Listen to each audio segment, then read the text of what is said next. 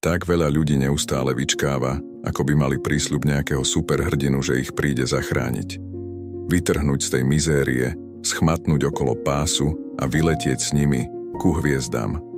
Ako by čakali na hrdinského princa, ktorý sa obetavo hodí do súbojov so všetkými ich problémami a prekážkami a zotne hlavu všetkým tým kostlivcom, ktorí sa nám ukrývajú v skriňach. A to je tak strašne smutné, pretože nikto nepríde, nikto nás nespasí. Je to len a len naša úloha. No čo je na tom najsmutnejšie? Že keby sa ľudia poriadne zahľadeli do zrkadla, zbadali by osobu, ktorá je zodpovedná za naplnenie všetkých ich modliteb. Zbadali by človeka, ktorý dokáže aj nemožné. A preto možno je najvyšší čas, aby si sa konečne sám stal hrdinom svojho vlastného príbehu. Dajte like alebo odber a staňte sa členom silnej komunity. Nech vám už nič neunikne.